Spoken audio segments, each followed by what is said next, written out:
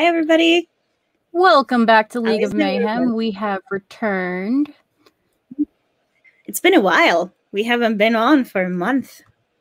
I hope people didn't forget us. So as we start bringing everyone in, I actually wanted to bring in one person first, just for a quick second, Nana. I wanted to shine the light on Chelsea here for a bit. She is our recent college graduate. Oh my God. Congratulations, Chelsea. Thank you. After all your hard work, we wanted to make sure everyone knew just how amazing you are. You've been working hard. You've been missing streams because you wanted to go, you had to go study, and you deserve all of the hype.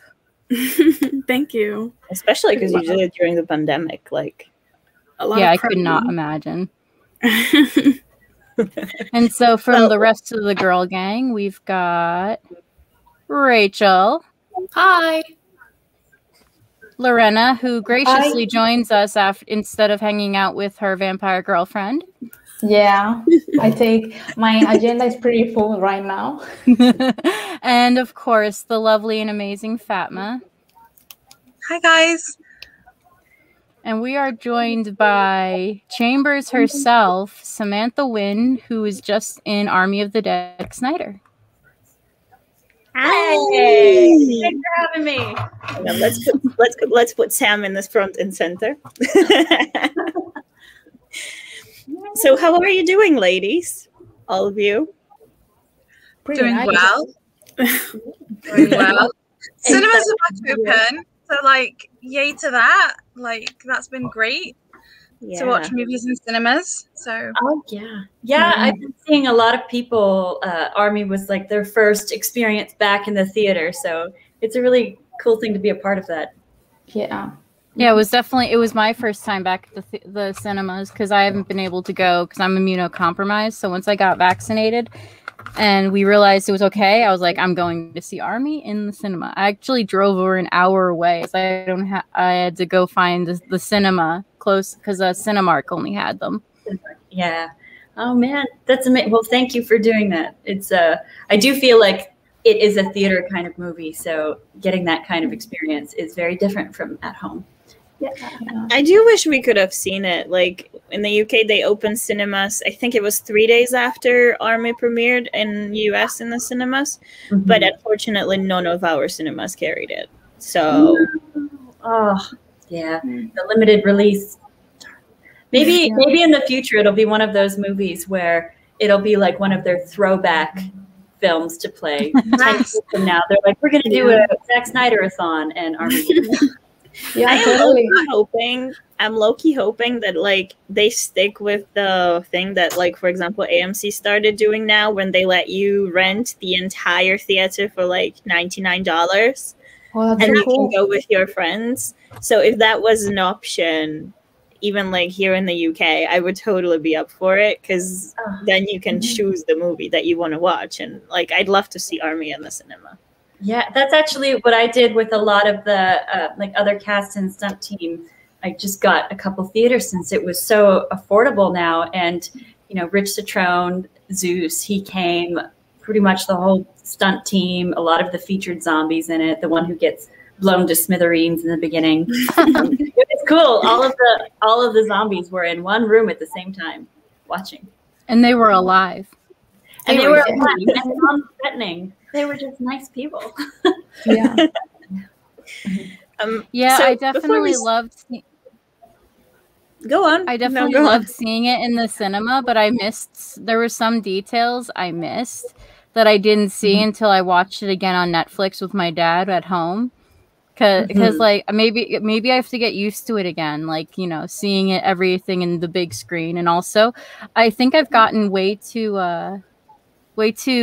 like used to having subtitles on everything. Me too.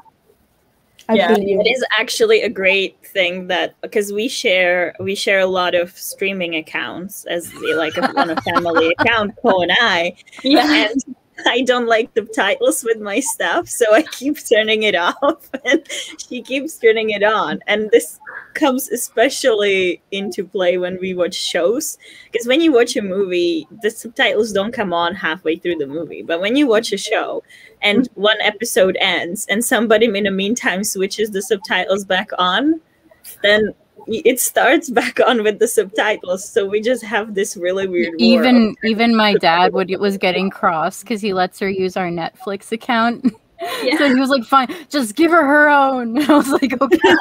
Like, you know, her own little side profile after they made that possible. Like, oh, okay. That's so funny. All these little things you don't discover until they become problems, and you're like, why? Yeah.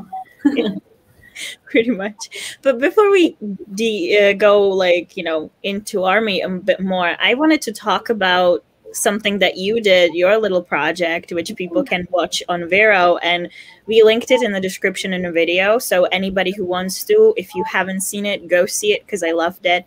And it's your short movie. And you not only starred it, you also directed it. Am I right? Not direct. I co-wrote and co-produced. Co-wrote it. Okay. My partner co-directed it, who was also leading. He was the creepier gentleman. So I wanted to ask, where did the idea for this come from? And I mean, it's sort of obvious where it came from, but in the same time, you know, what made you do this or come up with this exact idea, this scenario? I know that starting out, there were a few things that we really wanted to touch on and start conversation on through the project. A couple of those things being complicity and also, you know, circumstances surrounding sexual assault. And so we thought, it's a pandemic. The world is already having a hard enough time, and there are so many problems coming to light. It feels heavy for everyone. So maybe there's a way we can present this so that people can still have a good time watching it, be able to absorb the message, and maybe it'll reach viewers that might not have otherwise felt like clicking on such heavy content. But they can appreciate it, and that message will still sink in with them. So the more we kept that in mind, really wanting to explore the message, but understanding the state of the world and knowing that we wanted to contribute to a happy experience for people, we thought that this was the perfect marriage of it. And it was just my co-producer, Dawn, and Shahab, my partner, co-writer, and we just started brainstorming ideas, getting so excited. It was like, and then this happens, and then this happens. And came up with the story, filmed it, and the rest is history. But it was a really special experience, given that it was a pandemic, so it was a very small team of people. And it was something that I know Shahab has directed many short films and projects before, but for me, this was my first co-writing, being such a part of that journey. Oh, she okay? I think her computer fell down. I hope she's okay. I'm sure she's fine. Just the spinning wheel. Yeah, but I'll put her backstage for now so she can get herself together. Okay.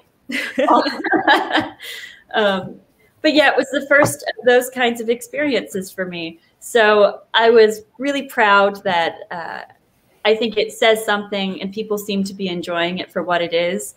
And without giving away what the twist is, I think it's a fun watch for people. Once the twist happens, the power dynamics shift, and it's just a good old time, I think. You know, that's like what you mentioned, the twist, obviously, without spoiling it. I remember when I watched it and I saw the first moment, obviously, when they're in the parking lot and they're talking. And it's like, as a woman, you can tell her face where it's going, in a sense. And it just, like, I'm like, my stomach dropped when I watched it. I was like, oh my God, this is gonna be heavy. But then, hi, Amanda. Sorry, I'm a little bit late. But then what I really liked about your character is that until the very last moment, you just don't see the twist coming. Yay. You just really don't see it. You just kind of see you just kind of see what you would expect as a reaction, and then it just turns completely around. And then I was cheering, though. Oh, good. Yeah. That was the moment that we really wanted. We wanted, when the power dynamic shifted, for there to be a cheering and like an empowerment feeling when it comes to the female characters. So I'm so happy that that came across. And I'm glad that the kind of fears that my character was experiencing in the earlier scenes, you'd expect the fears to be about one thing, but when it shifts, it all makes sense still, but it's a fear of something else that the audience just doesn't know about yet. So I'm really happy that translated. It adds the compassion to the character. And then obviously at the end, when certain sentence is spoken and it just flips, like, you know, your character just completely turns around for that sentence. I think it just resounds with so many, not just women, people in general, because it's such thing in our society, this one particular sentence. And I think we all kind of fight with it still, because it's a stigma that shouldn't be there. And yeah, I like, to me, that that film, it was, first of all, it was beautifully done, but the topic that you chose and the way that you chose to cover it and giving it sort of the happy ending, so to speak, you know, the happy ending that not everybody gets. It was really something that, like, I really enjoyed. I don't know if any other girls have questions about the movie. Just joining us, we are discussing Sam's movie that she has put out exclusively with Vero called Unwelcome, and we have that linked in the description down below. Ooh. It is a short movie, and if you haven't watched it, go watch it. It's great. It is yeah, it's so hard. The exciting thing about it is a spoiler, so people will just have to watch and find out. That is true. But I think it's important that people watch it also for the message. I think that it should spark the discussion. The director right here. And he is not creepy in real life. He's my boyfriend. That's good. I have to ask, since he photobombed you, were you joking that he was the guy who got beat up by Journey Smollett and Margot Robbie in Birds of Prey? I'm not joking. He was also that Really? Yeah. You know what? My parents have yet to meet him in person too, so this is really presenting them with some challenges. Yeah. You know, you guys are so adorable. Thank you. I feel like it takes a sensitive, kind person, especially sensitive to this subject matter, but a kind, sensitive person to these kinds of things, in order to be able to play those characters, because otherwise it is that would feel very wrong. But if anyone should be allowed to express that side of things in a safe way, I think it should be him. So he's a good person. That's good. Actually, I do want to say one other thing, that Shahab was great in crafting the characters, because it shows, I think, different sides of the conversations, but both on the male side and the female side of the women struggling to, what can I say, what is acceptable, what isn't, how much sympathy can you really have for this kind of situation, what is our fault, what is not our fault. These are the conversations that I feel like real people are what we talk about when something like this happens. And then on the flip side, but I mean, I did say something, but they did it anyways, but I didn't allow it, I still said something. Kind of, it's like there's a gray area character, and then there's a very obviously bad character, but both sides of them, complicity is one of the themes of them. So I like that each character explores a different layer of conversation that happens within our society. And how was it writing the script together? It was a really neat process. We just kind of split it up in half, and each picked a half to write, and then kind of melded them together and gave our thoughts and notes on both sides. But luckily, and this would be important even for our dating life. We were very much on the same page about what was right and wrong. So that made the writing process a breeze and just a special thing to be able to gift and say to the world. What are the challenges of making short movie? Because, you know, obviously you have to kind of put the message that you want out there in a much shorter time than a regular movie would. So what is the challenge of that?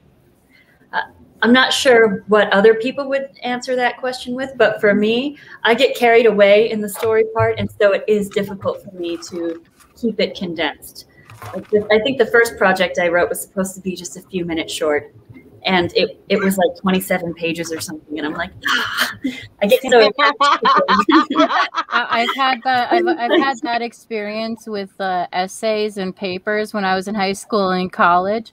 I would have teachers tell me, like, listen, I'm gonna have to fail you if you keep writing so much, and I'd be like, sorry, I got carried away. Yeah. Oh, that's great. So for me, it's the condensing it back to an actual short film, not just getting carried away with the characters. I just float off in my imagination, and I feel like any story could keep going if you allow it to. So it's being more disciplined about. Yes, if it's a well-written story, it absolutely should. Yes. Yes, agreed.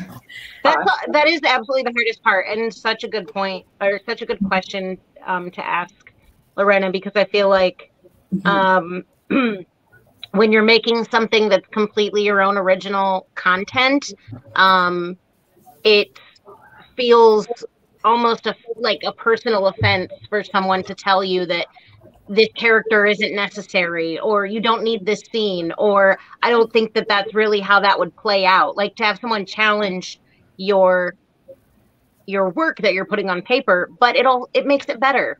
So it's cool that you were able to, I don't know, have that constructive, critical relationship around the script. Yeah, I feel like with the trust that you build with that person, when you respect them and you trust them and you admire their work, it's a lot easier to accept that kind of feedback because you know you're in good hands. But I can imagine at upper levels, if you're working or collaborating with people that you don't know as well yet, then that would be a hard thing, I'd imagine, to receive that kind of note or criticism from someone where you don't know where they're coming from or if they really understand what you're trying to say yet. So if it's in line with the message. But I have not experienced that yet. So maybe now I'm getting to practice those kinds of conversations and, before I have to keep good composure while I do it. Sorry. I was gonna say before we start moving towards Army of the Dead, I was gonna ask, how does it feel to have been killed 3 times by Zack Snyder? I mean, I feel like I die in most things just because of the nature of the genre. Part of action is that some people die, and so if you're one of the action people, you can, contribute to pretty cool deaths. Like I've had my throat slit and things. I've been hurt by a horse. I've died many ways on film now. But actually, I really. Wait, what's been your favorite? What's been your favorite death? There's actually a question for that. This is the hardest role, but there was one. What's your favorite death and what's your hardest role? My favorite death would probably be the Justice League one, because it was so emotionally charged. Yeah, so emotional and special, but also the visual of me just being under a horse and the reality that I did spend an entire day under this fake horse, and like I couldn't. It was a funny day for me on set because people would be having conversations in the breaks between filming. And you're like, hi, I'm down here. Yes, it just keeps dropping on everyone. And there'd be a bug because it's real dirt and it's crawling towards me and I can't move away. And I'm like, this is so weird. Oh my That god. would be my favorite death. I'm just imagining someone bringing you a plate of, like, your boyfriend bringing you a plate of food and feeding it to you as you're laying there. Like, Pretty much how that day went. someone brings cards. Yeah. Some kind people would see me staring at a bug that was getting closer and closer and like they'd flick it away for me. That was the reality of Death Day. Before you answer the next half, I have to highlight this. My dad said the exact same thing, that you're getting very close to being Zach's Sean Bean. I was explaining to him how you've died in other films with Zach, and he's like, he's trying to turn her into Sean Bean. Poor guy.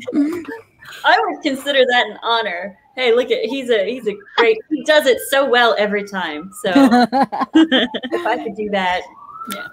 Hear the Los Angeles sirens out the window. No problem.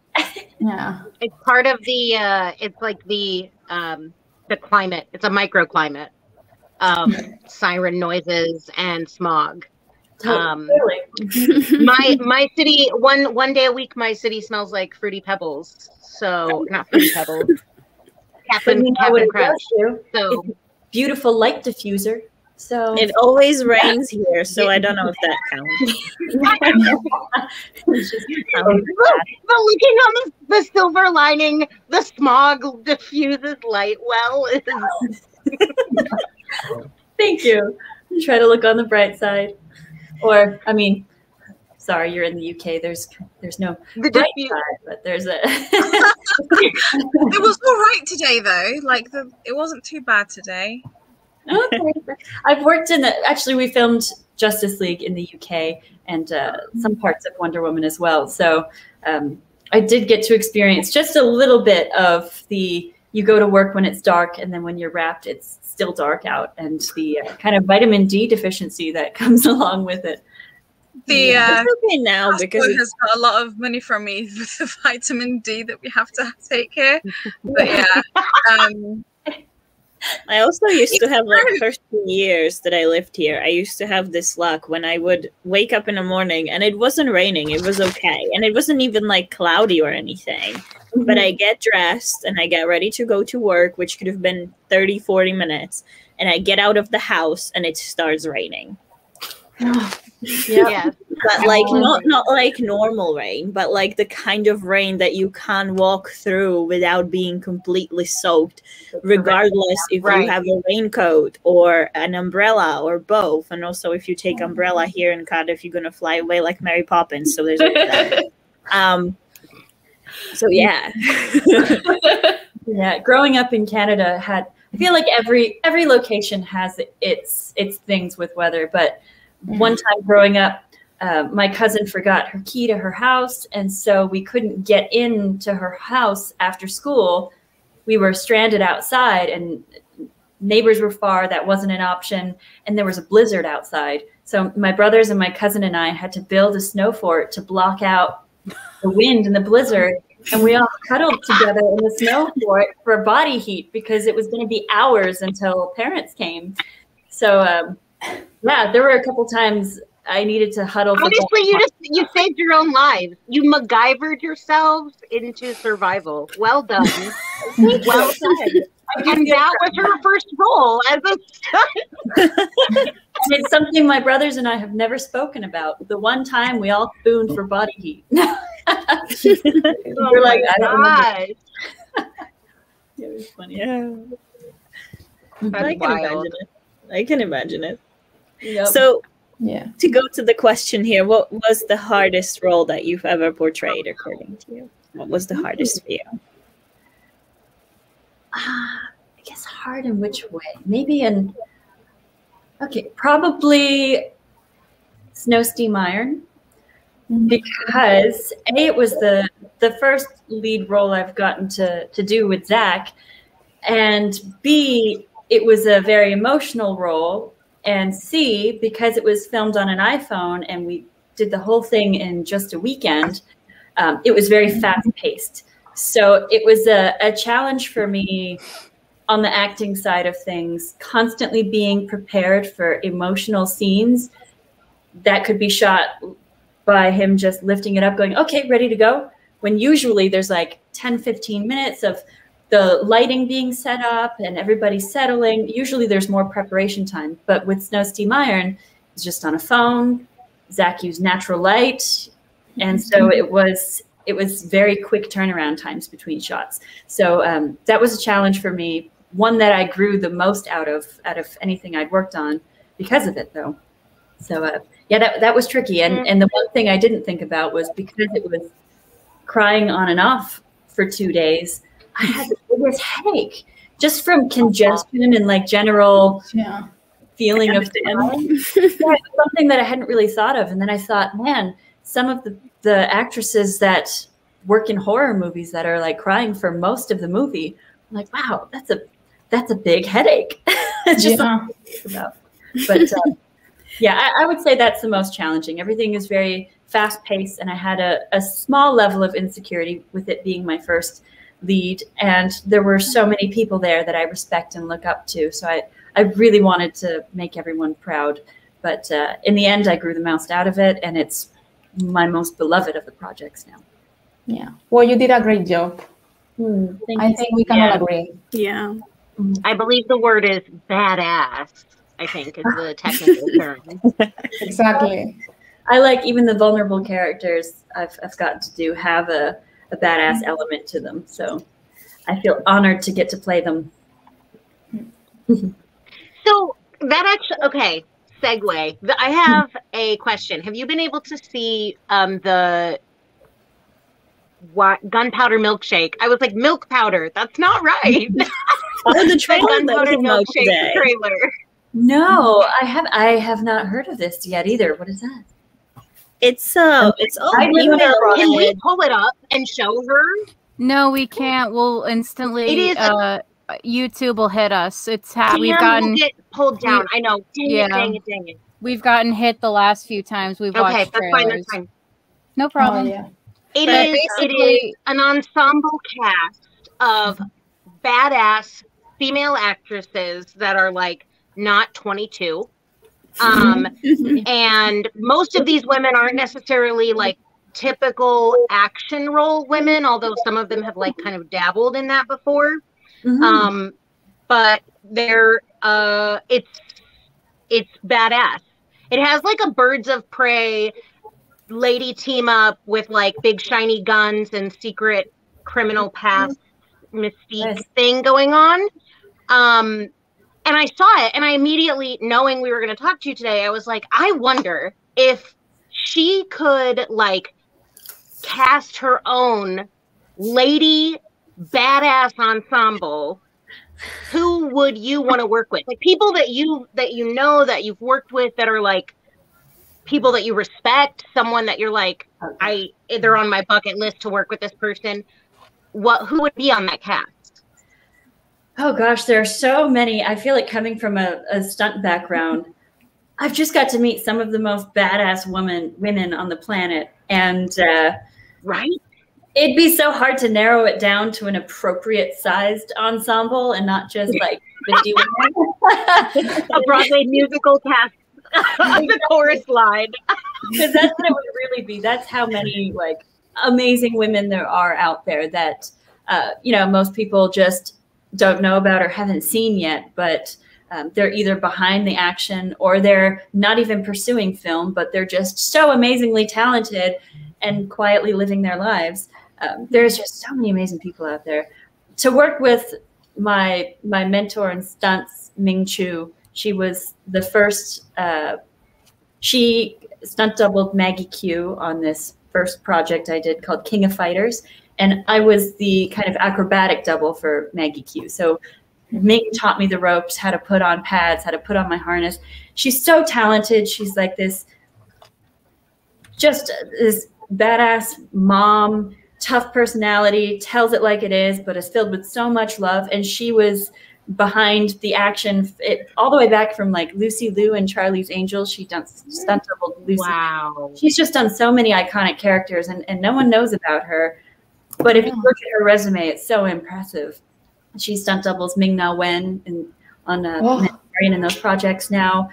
She's just done so much. That would be amazing. Zoe Bell is another stunt woman icon that I've met once or twice through social circles, but haven't gotten to work with her yet. I don't think she knows how much I look up to her and how much of a trailblazer she was for people like me. So that would be another amazing. She stunt doubled Uma Thurman in all the Kill Bill movies. Like it's wow. There's some amazing. We're talking about roles that in some cases made people's careers, that in some cases like redefined entire genres of filmmaking, or like introduced epic multi-part storylines and universes that we all know that are part of pop culture. And these are the women behind that like brought that to life. Exactly. Crazy. Any chance I can get to shine light on them, I want to do that, because they're directly responsible for inspiring me and my career. And I wouldn't be the performer I am without getting to grow up on their content.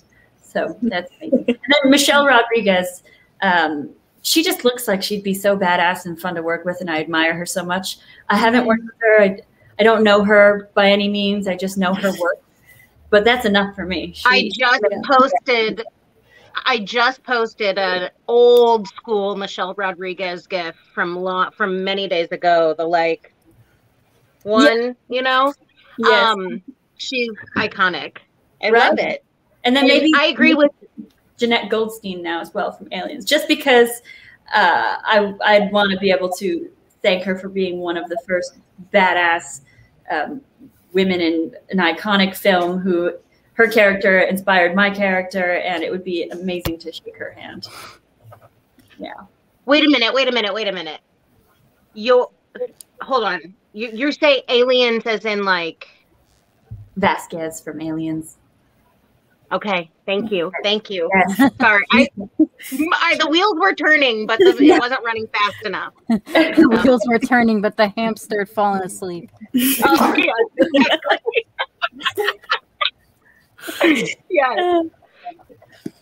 I agree with William. What William Powell said. You were not in Army of the Dead long enough. I mean, you made hay while the sun shined.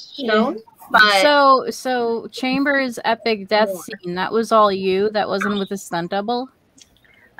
Yeah, that is correct. But I do have to say, because I come from a stunt doubling background, that it does entail more than just the on-camera work. So even though I got to do all of Chambers' on-camera performance, a good friend of mine, Natalie Padilla, who's also a stunt woman and stunt double, she did all of the previs work and tightening up all the choreo before I even got to learn it, all ahead of time. So she was very much Chambers' journey as well. Even if she didn't do the on-camera performance, I think all of the prep is equally important. And so she was definitely. She's your royal taste tester. Exactly.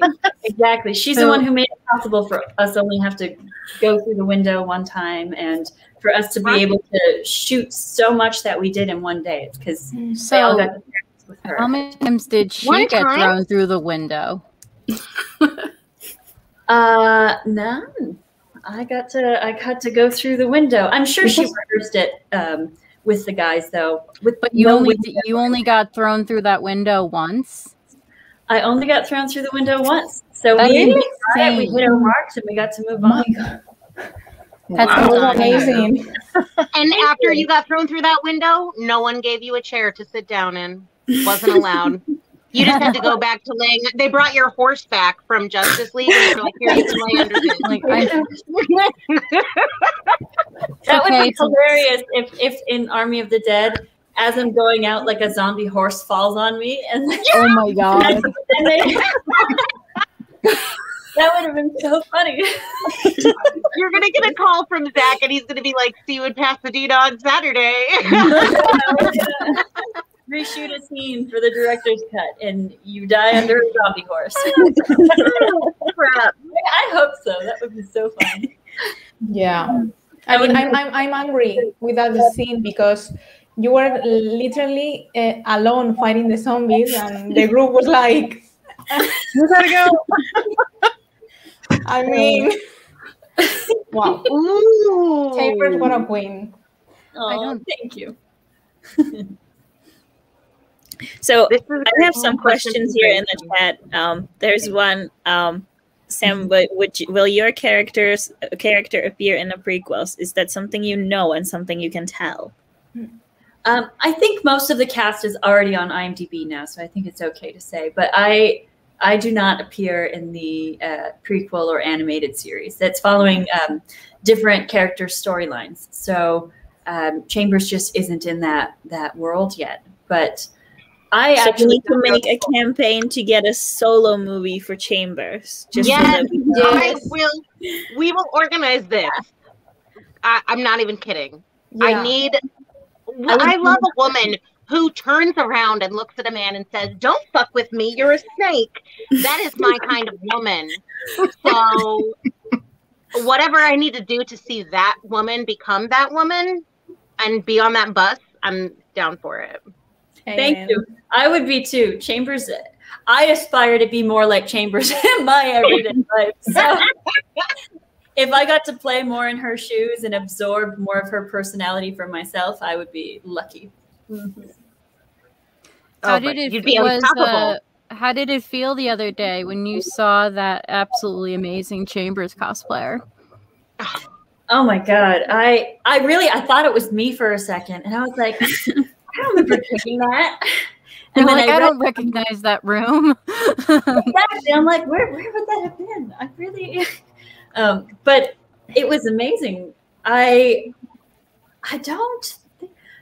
had seen Katana cosplay from after Mortal Kombat Legacy back in the day, but since then, I don't think I've ever seen a cosplay of a character I've done in the last, I guess, what would that be, 8 years or so. So it was a really special, heartwarming experience. And God, I get so excited. I like to be able to speak to young people's minds as much as possible. And even though I know this is rated R, so I imagine like 5 or 6 year old children will not be dressed up as Chambers. But I do have a 5-year-old that I don't have to watch the movie for me to dress them up as Chambers. That's true. Like you see a lot.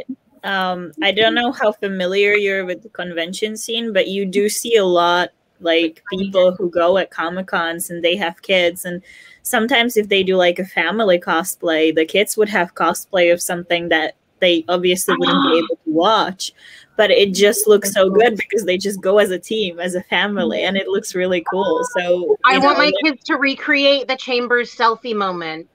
Oh, yeah. Did you guys? Oh, that was Steven is sitting somewhere over there, being like, "Oh my God!" Yeah, Steven capturing it with a dream with a lens. Yeah. Amanda, you just reminded me. I had been wanting to know. Did you and oh goodness gracious, I forget his name. Rory. Steven. No, not your husband. No, like Guzman, the character? Yes, thank you. Did you guys actually take a picture, and did you guys post it before dying? Yesterday, didn't you? I'm just gonna hold up my phone for you guys. I did classic Zach move. Just like yesterday or something, I did post it, but it is a real picture. We were using my phone, and there you go. Wow. That is awesome. I love it. And that is taken while we were filming. So it was, we really just took a picture and then continued on in the shot. That's Yeah. So it's on Twitter somewhere around there. I guess I should have posted it more. And do you think your characters managed to post it before they died? Ooh. 100%. They got posted like 10 seconds after taking it. I bet they would have documented the entire experience up until then. The experience It's a Snapchat. That is absolutely a Snapchat that you're just blasting out to everyone on your Snapchat list. For sure. I think that's how the kids do it. I don't know the words around Snapchat. Snapchat or TikTok. Apparently, I'm not cool enough for that. I asked my husband how old you were because I was like, wait, am I going to be talking to someone who's like, hi, I'm 22 and I've already achieved my life's dreams. So, you know, it's only up from here. And I'm like, and he goes, she's 30. And I was like, this is beautiful. There's something, one of my very new age friends, love her so much, told me that when you're 30, women have an opening of their throat chakra and they just become so much less concerned with bullshit and like so much more standing in their power and like knowing who they are, knowing what they want, being confident enough to go for it. So you're right there and you're coming off of Army of the Dead. And I just, you know. I'm actually 29, but no, I'm just kidding. Oh, well, then this is coming. It's coming. You're going to turn 30 and you're going to wake up that day and be like, I'm vibrating at a higher frequency. Oh, thank you. I actually do feel that change. I feel like in this last year, I accredited it to getting to play a character like Chambers and be on this journey in the pandemic. Really, you know, everyone had a moment to sit with themselves and really reflect on everything. But I certainly feel a shift in myself in the last year, and I would not want to go back. I'm happy for how I feel now moving forward. So it's a good feeling to embrace everything that is you in your life and be good with that. Yeah. I have yet to get there. Yeah. Yeah, you guys have some time. 29, right? There's a few more years. Well, yeah, like 29, yeah. So I don't know. It feels like I'm not getting there, but I'm gonna believe you. When your birthday comes up. This is like the person, one of the 3 founders of Justice God. You know what? It's like it's the age is coming there, but the sanity and the mental state is not. Stuck somewhere back in. Yeah. Hey, even with the age that I am, that still hasn't changed. I haven't gotten there yet either. If it makes you feel any better. Okay, good. Yeah. No, I feel better. Yeah. Maybe, you know what? None of us will have gotten there without playing Chambers. That's what she's trying to tell us, people. I know. She learned from the role. That's amazing. So, okay. So if you could choose your own story to be in. This can be a movie that's like been made. Like if you're like, I would love to be Sigourney Weaver, right? Or if you're like, I want to be an alien lady doctor in a psych ward on the planet Jupiter, whatever, right? I don't know what your bag is. What would be your role you would create? Honestly, there was a project rooted in a world that I wanted to be able to explore on film. The whole, everything to do with human trafficking just hits my heart so hard that I feel like at some point I want to be a part of a story that is able to properly shed the right kind of light on that issue and be able to help the world take solid steps towards actually looking into this issue. But the more I started fleshing out that story, the more I was realizing it was basically Sucker Punch. Hey, we can always do with more. It's hard to argue with it, though, right? And so I guess if there's ever an alternate world of Sucker Punch or a sequel or prequel or something in that world, I do think that would be my ultimate. A sequel tackling, like in the Sucker Punch world, like with that whole idea, like tackling the idea of human trafficking, especially with young women, that would be so amazing because the first Sucker Punch tackles all of these other issues with mental health. And it's like, if that's how the girls get through what they're going through, they look within and they have those battle sequences and what have you. Exactly. You need to talk. You need to like be texting Zach right now. I have an idea. Not just all of the women in obviously in the film, all the women that are in the asylum, depending on which like level we're at here. But the boys in the World War II zombie scene, there's young boys that have been recruited into the military, and like that. You know, one of them was Zach's son too, Eli. Yes. Oh, really? Yeah, I didn't young know boy with that. the hat and looks. That's actually Zach's son. There's all these familiar faces and Easter eggs. In yeah. Were you in I think Sucker there's Punch?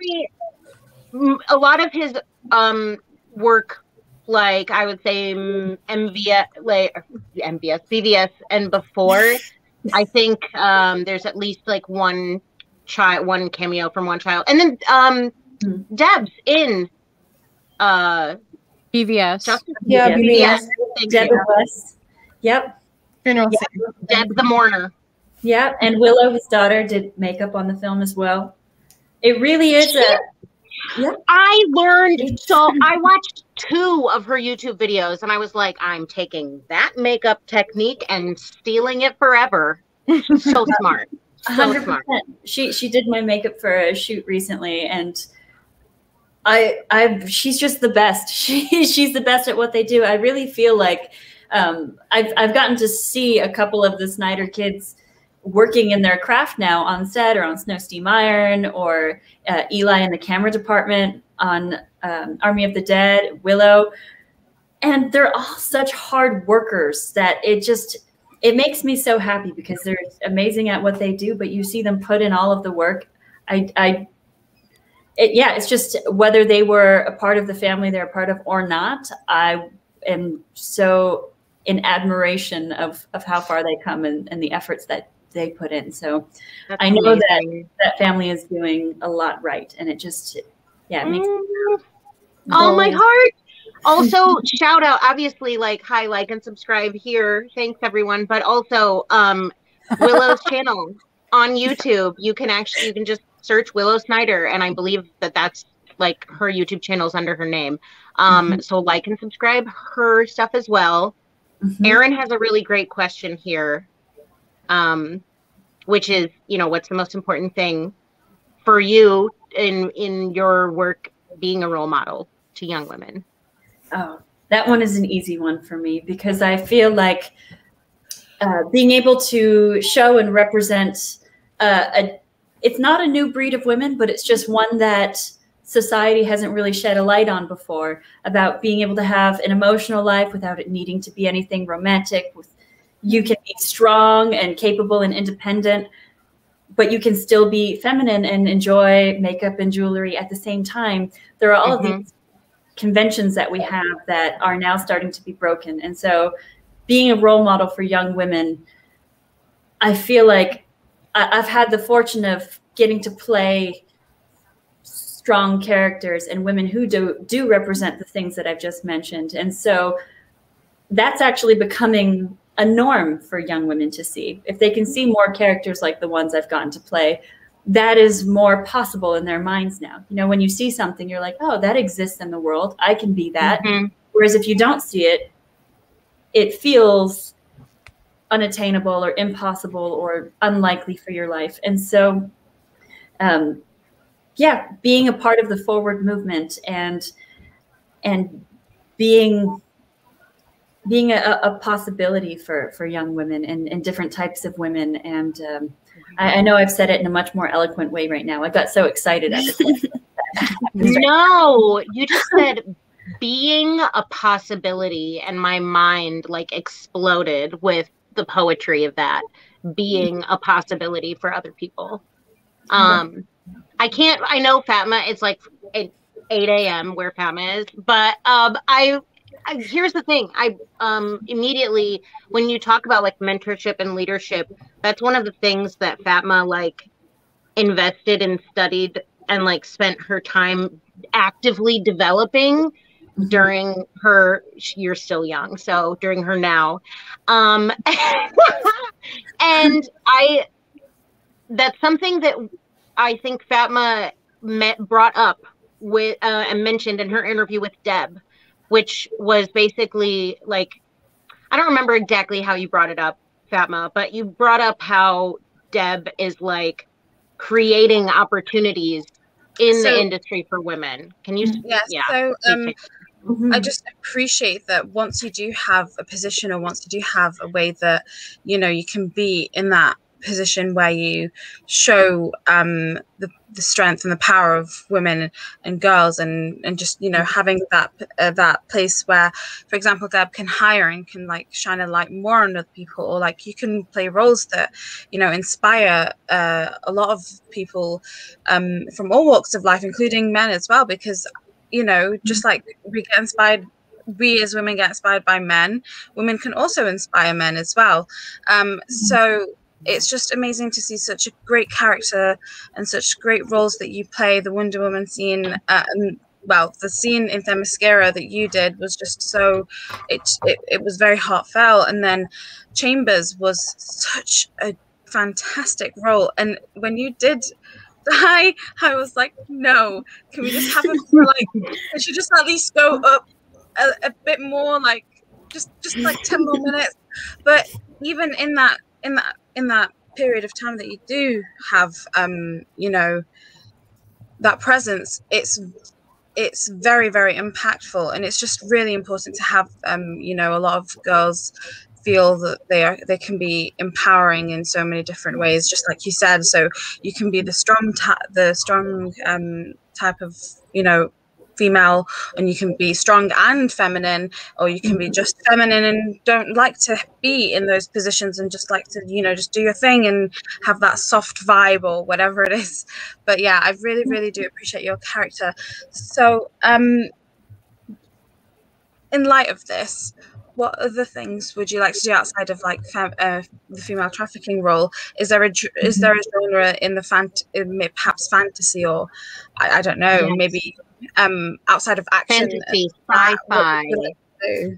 You know, really, for me, I get so excited about just storytelling in general. I would love to dip my toes in all of the genres. I feel like comedy, sci-fi, even like rom-coms. I feel like I would have fun in any kind of story I'm telling, because if you can find what you love about the character and connect with it, for me, that is such a fulfilling experience. And it would be neat to be able to explore characters where action and fighting isn't such a big part of their backgrounds. It's something that I've gotten to explore in my own work and in classes and theater, but to be able to bring that to a larger stage now would be an exciting thing. One of my most valued and things that I'm most proud of was a small play that I did. It was Arthur Miller's A View from the Bridge, and I played Catherine, and it was kind of non-conventional casting, and we had a small team of actors and our producers that put it together, but it was such a heartfelt experience every time. And so that was amazing to have in my system now. So if I get to do that on a larger stage and in front of a camera, I feel more prepared, and it's something I really do want to do.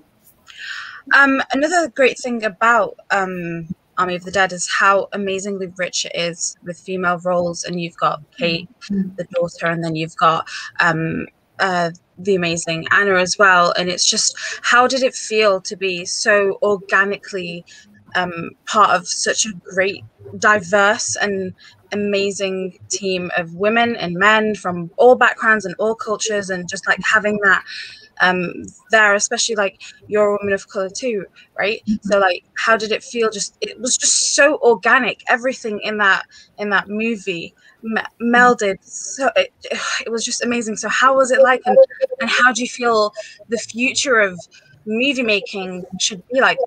Is this the way that you envision more diversity being done without it having you know, this is a diverse movie?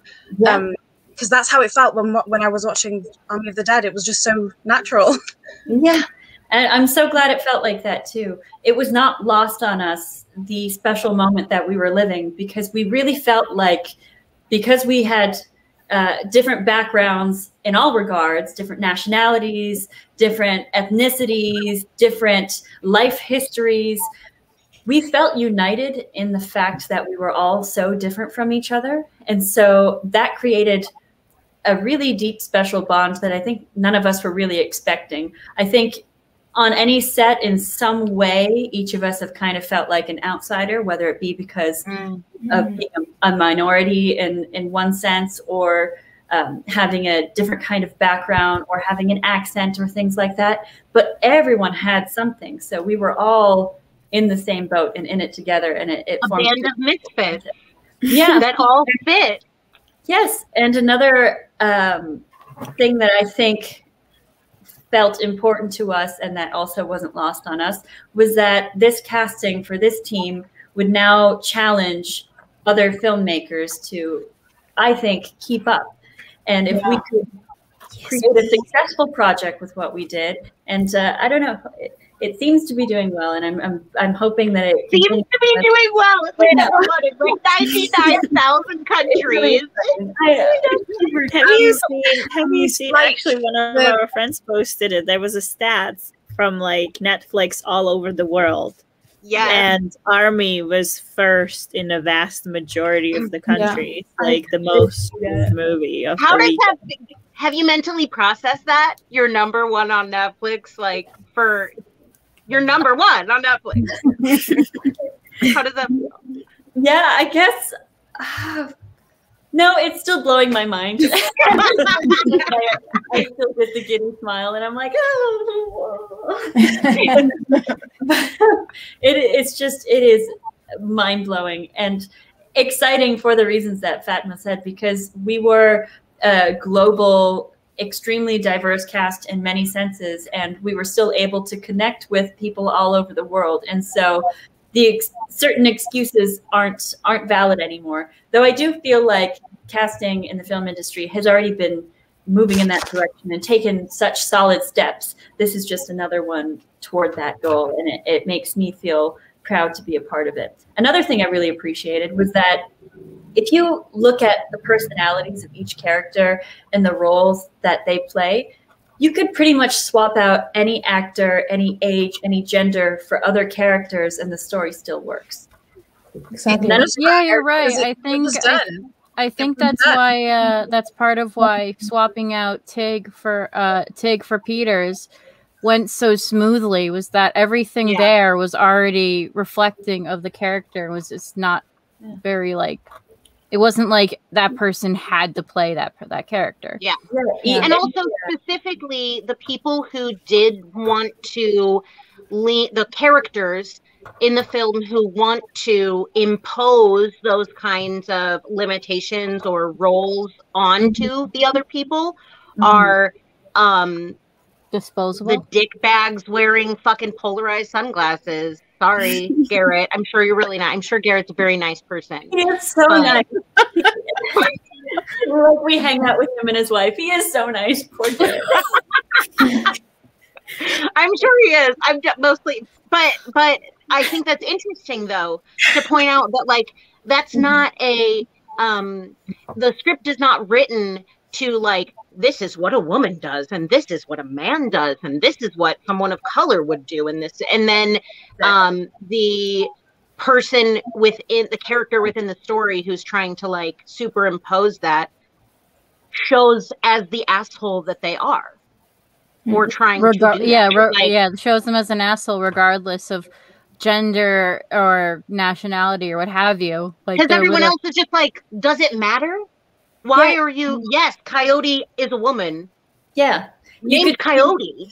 Exactly, and you could see like Nora or Huma just as easily as the influencer. That's like. Yeah, like an enthusiastic influencer. That can be male or female.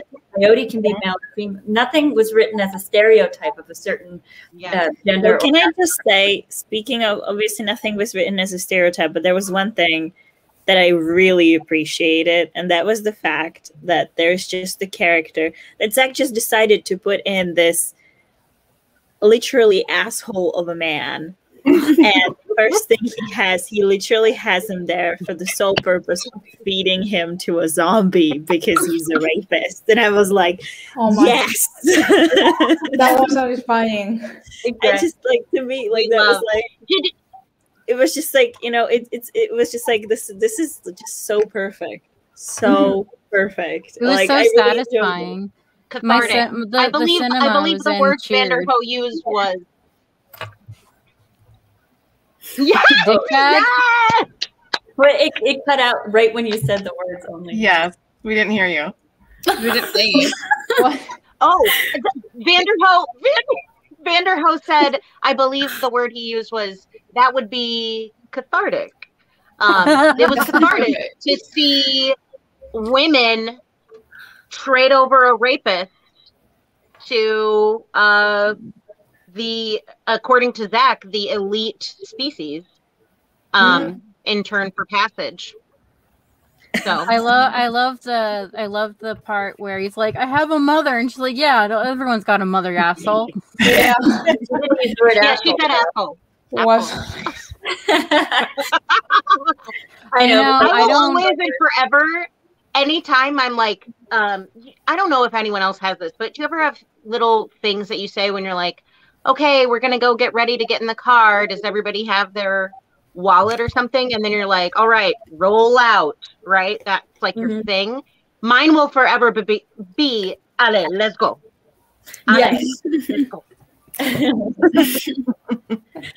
love that she gets to be French in the thing too, and like no one's going, why is the coyote French? You just are like, oh, of course there's a French coyote. Like, it's because this is America, and we're made up of all different people from all different places, and we sound different and look different, and that is what our country is. That's what I've always loved. I keep saying we, but I technically am Canadian, so.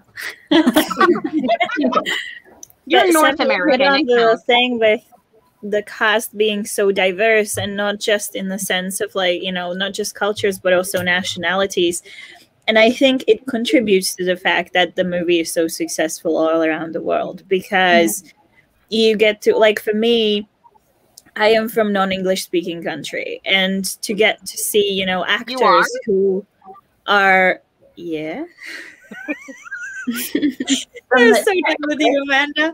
She runs around her hometown and she sends me videos of Czech Village because I'm Czech.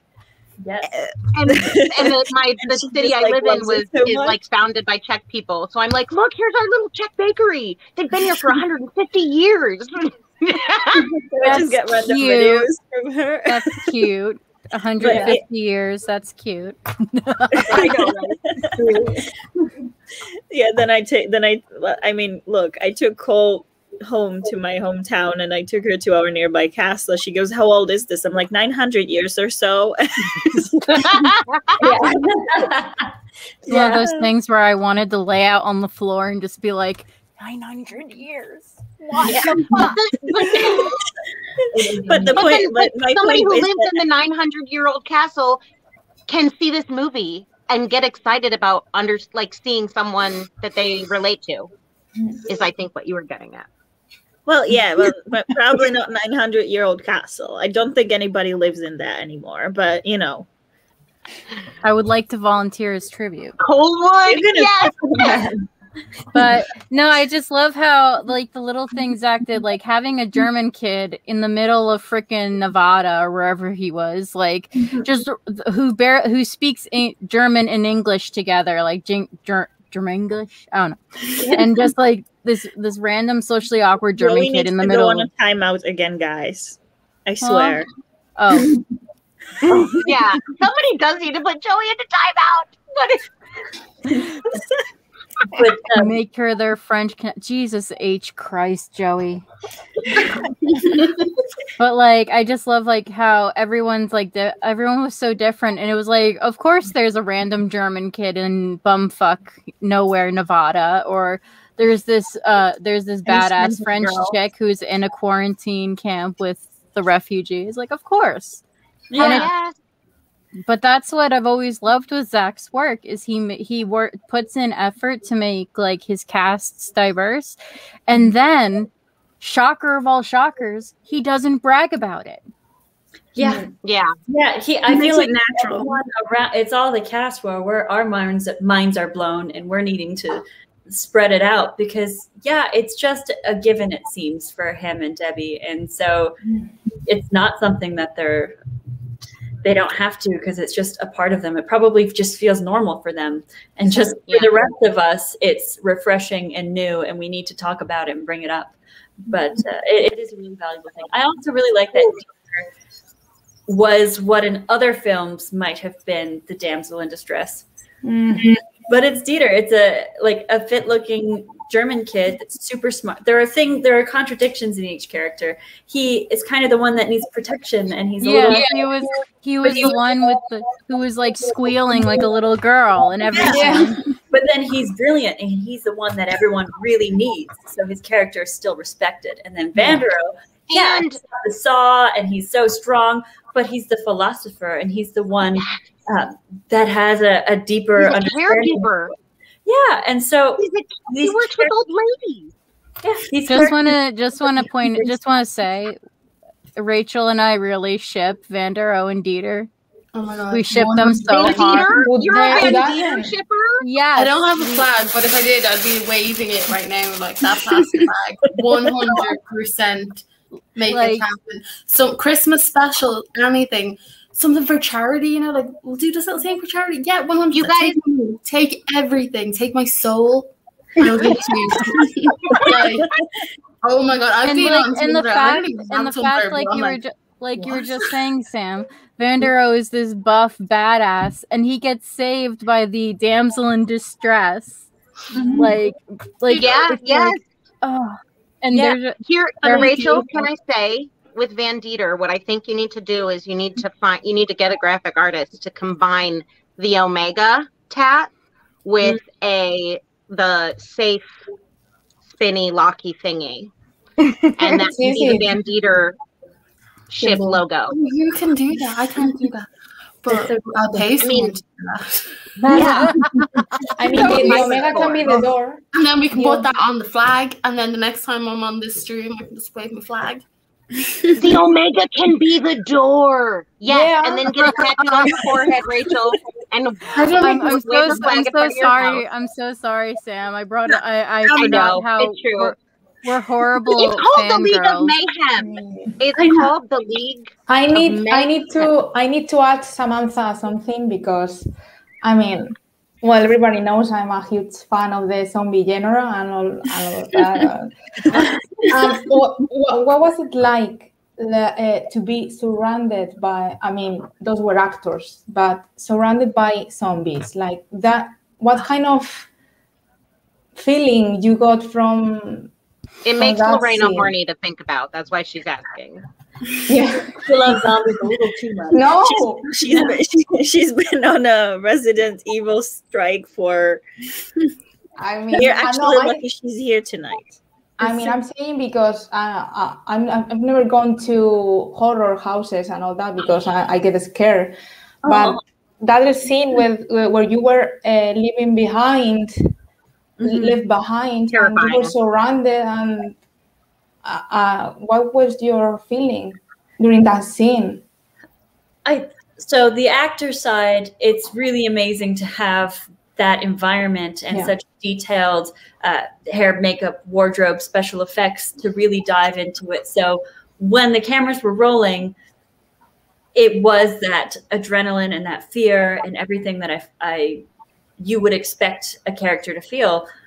But I have to say, because in that sequence, so many of the zombies were stunt performers, and I have a stunt background, so many of them were actually my friends. Just so you were stabbing your friends just casually? Yes, I was. And so you were puppy piling. It was like a big cuddle puddle. Kind of. But it was actually a lot more fun and funny than scary. Just because I knew them, and you could tell, like I could see their faces, and they still have their regular names. It's just Paul and Josh and all the zombie.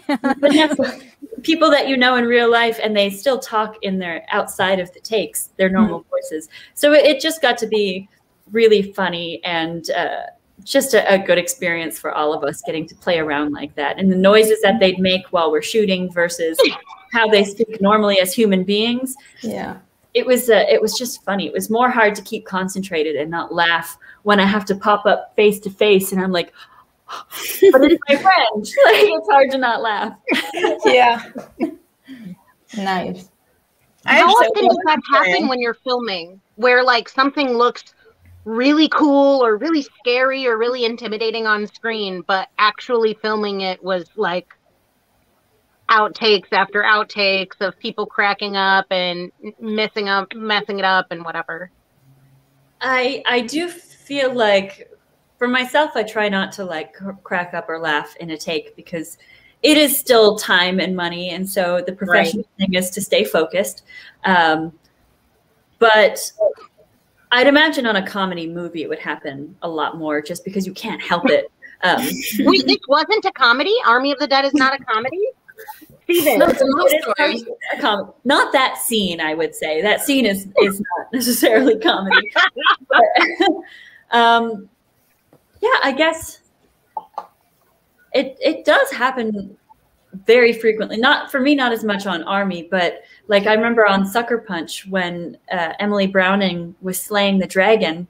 There are a lot of things that look one way on screen, but in real life, it's just a whole other thing. And so there are no dragons. The dragon doesn't exist. It was just a really long green stuffed pillow, and she had to just get on it and wrestle it. And, you know, it can look a little phallic in real life. So it was hilarious for me to watch. It didn't look threatening or scary at all. It was funny. But it's also quite phallic in the movie, too, which is...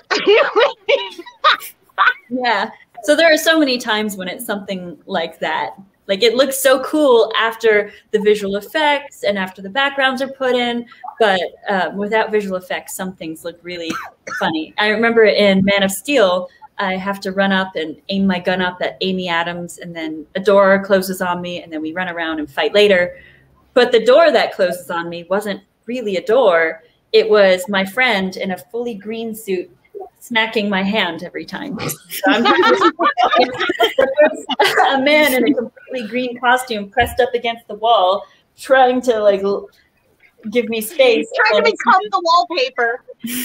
Exactly. And then at the timing when the door's supposed to close, he just goes and smacks it away. And then the reality of it is so ridiculous and fun.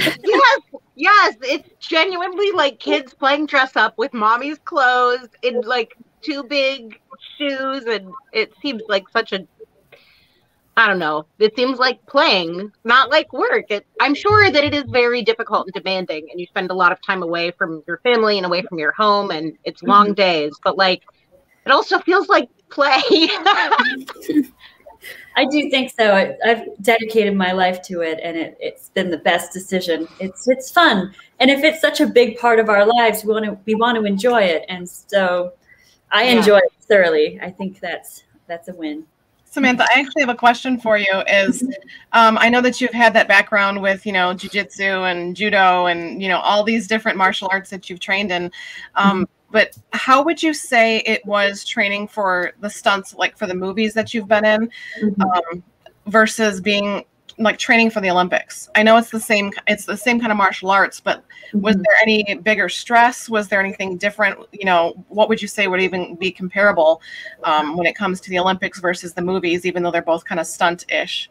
Yeah, I would definitely say training for Olympics was a much harder experience. It was a full-time sweating and crying and being frustrated with myself, and then sweating and then crying and being frustrated with myself, constantly sore, constantly worried that there's not enough time before competition to prepare myself. It was just a whole other ball game, because I think the stress reliever in film is that you get to do it again if you mess up. And it's not like your whole 2-year athletic career is reduced to one shot. So that part of it makes it a lot easier on being kind to yourself. If you mess up or something, you're like, yeah, I didn't ruin the movie. We can still get it. I can calm down. But when I was competing, say for nationals, was always the most stressful. If you don't make the team at nationals, you don't compete at Pan Americans, you don't compete at the World Championships or Olympics. You can't qualify for anything. You just have to wait another several years before the next nationals. So that is very stressful because you get like 1.5 minutes and you have to do everything perfectly. If not, you don't get to do anything for 2 years. And in athletics, that's a long time for your body to maintain that level. So with that same thought structure, did you take that into the takes that you do? Because I know that you said you try your hardest not to laugh. And, you know, I mean, there's obviously going to be times and scenes that you can't help that. But did you take that kind of like structure to doing your scenes in the movies? Because you wanted to get it right kind of thing, the same as competing? Definitely. I think I fall into that mindset of no matter what, I'm going to do this. And that kind of tunnel vision that you get into it feels like time slows down and you're moving at a slow speed and you just get to see everything. So that's a really cool feeling, almost like you don't remember it once you finish the take because you were just fully present in the moment and seeing everything so quickly, your brain firing.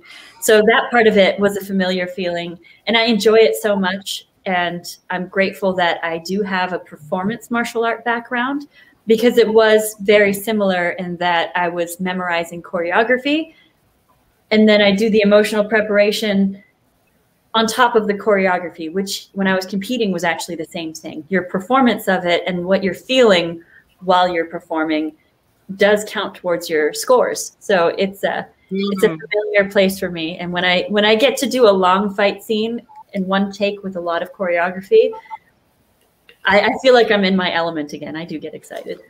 That's awesome. Yeah. That's awesome.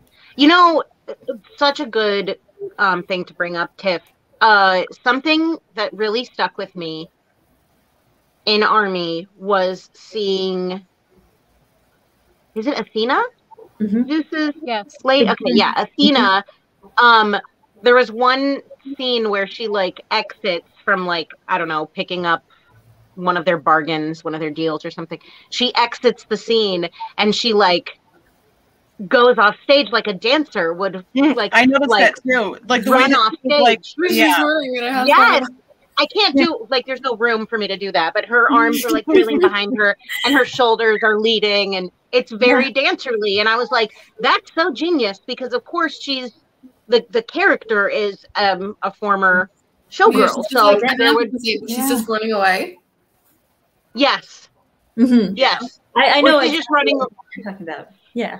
So what I found interesting was like when I saw that, I thought, oh my gosh, the opportunities in the stunt world, like the crossover of this is how you make this is the physical part of your body, how you would hold your shoulders to look threatening, how you would hold your feet to look threatening, and like how that translates into just straight acting where your whole body can become a tool to express that emotion.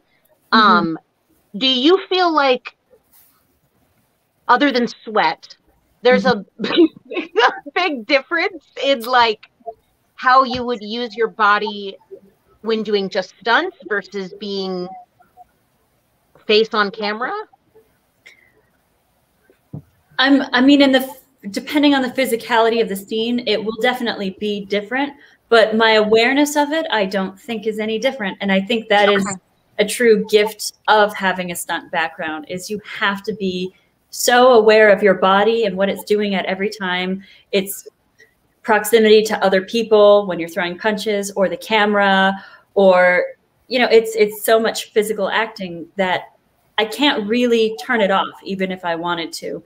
So even if the shot was going to be a tight of my face, I'm just aware of what my body is doing from having to be aware of it for so long that I do feel like it presents just another mode of being able to portray characters. So I'm grateful for it. I know there are definitely times where that could get in your head if you're not fully in a scene and suddenly you're just so aware of your body and what it's not doing and what you think it should be doing.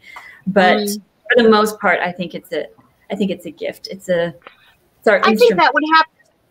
That could happen to like someone who is not doing who doesn't have the physical stunt awareness, though. I've seen performers do that where you're just kind of like, you went away there for a second. Like, where was your head? And they're like, I was distracted by XYZ, or I was like self-aware instead of just in the character. Exactly. That's really interesting. Yeah. And I think that a good representation of the flip side of that would be Matthias playing Dieter. One of the first things I noticed about him, because I'm so aware of my body, I can't help it. Sometimes I look at other people's bodies and what they're doing while they're doing things. And I could tell every bit of him from the fingertips to his toes. He was his character, whether it was the way he shifted his feet in that shot before walking off, like everything was a choice because he was aware of his whole body. And so he could use all of it to portray his character. And that was the first thing I pointed out to him. I was like, hey, I noticed you're doing this. I really admire it. Like, that's awesome. And then I feel like a lot of times maybe they come from a theater background because your physical performance is so necessary when the audience is farther away. And sure enough, yes, he grew up in the theater, and I'm sure it's just one of the reasons that contributes to him being a rock star actor. Yeah. Interesting. I guess I've never really thought about how many people that Zach chooses to work with who also work in theater, but there's a lot. I know Chelsea had a question burrowed down deep. What were you looking to ask, love? Oh, I was just going to ask her, of any scene that she wasn't included in, which were her favorites? Ooh. I think it would be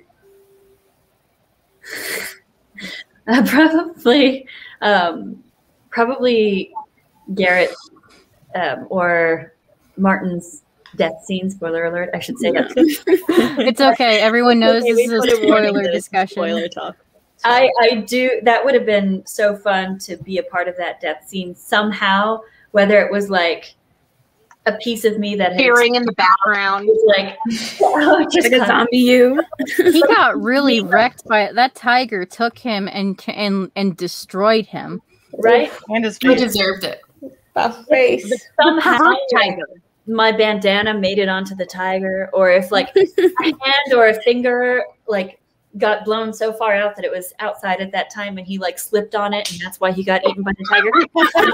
Oh my god! It's like the middle finger. And he slips on it and then catches the attention of the tiger, and that's his demise. That would have been very satisfying. If it was I like don't know your if you've hand seen this, Sam, but ripping back at the Justice Con. Sorry, no, back at Justice Con, we had those greetings from like some of the guys in your cast, and Garrett had a greeting before Zach's panel, which was the last of the day, and he had like, it was just always like a short little, greeting for the fans, and he goes, "We're gonna go Valentine hunting, you and me. What do you say?" Saying it back after the movie, I just found it so funny. Yeah. He's so brilliant. Also love the fact that it was a female tiger. Just saying. I know. Valentine. Yeah, it was perfect. Everything about it was perfect. Garrett is such a good actor with that stuff. His comedy. He's just a very funny person as a human being as well. But his choices that he was making while we were filming, like one of them, I remember when I'm banging on the door and he just locked it, and I aim up at him and I'm seeing him through the window. In one of the takes, he goes, and I'm like, like it was just such insult to the injury that I'm like, oh, that's a good. He's great. He knows what his character represents and how it will spark the right emotions in people and the purpose he plays in the story, and he does it so well. God, you're like, yeah. You love to hate him. Honestly, he does it so well. You love to hate him. Yeah. But the character. I'm sure Gary. Very nice. Again, this is a great question from Mick. Was the headband your choice or costume design choice? So the headband was a part of the wardrobe that was not part of my decision. Originally, it was meant to be tied on top of my head in a cute way. And on the day that we were going to establish the character, the first day of on-camera photography, we decided to move it to the forehead. It was just cool, and it felt more Rambo. Yeah, it felt more in line with like the badassery of what the character became. But I'm not sure whether on either Stephanie's part or Zach's part it was an intentional nod to Vasquez. I know I was ignorant of it until I started seeing comparisons on Twitter as we were filming and the first looks had been released already. But I'm sure because of the parallels, and Zach has mentioned in interviews him looking towards Aliens and the original Planet of the Apes and films as inspirations, I would not put it past him that he was aware. Because when Zach does, like, I was watching a video yesterday with my dad because we wanted to find a video that compiled all the Easter eggs, and I was explaining to my dad that after knowing Zach for a little over a year now, like talking to him as face to face, like I can almost guarantee that most of the Easter eggs are not just people grasping at straws; they are very intentional. Like someone compared in the montage when they're imagining in their head, everyone's imagining what the heist will be like. They compared that to an old horror sci-fi movie poster of when the helicopter's going off into the sunset, and the poster was showing a scene similar and both the poster itself showed a scene that did not show up in that sci-fi movie, and also the montage showed that scene and it didn't actually show up in the heist. In the story, right? Yes. Yeah. Zach also said that specific shot is partly inspired by Apocalypse Now. And then later on, there's a song pulled from Apocalypse Now that comes in as well. This is the end. I think people can tell by that when he did a VERO campaign releasing all of these details of BVS and that experience and all of the things that people may have missed, you see how much of it is intentional. So absolutely. Ascended Ancient, I see you in the chat. You missed it earlier in the discussion. Sam did jump through the window, and she did do that in one take. Yes, that was it. But Ascended has another question. It's because obviously you've seen the movie by now, and I don't know if you actually had any of these discussions, if Zach told you what the kind of plan or whatever is, but do you have any theories about everything that happened, you know, the time loop and all that stuff? Do you have any theories of your own, or maybe do you have any favorite theories that you've seen online? Actually, I know the exact plan, and it's that. No, I'm just kidding. I can't. I literally was like, hit record.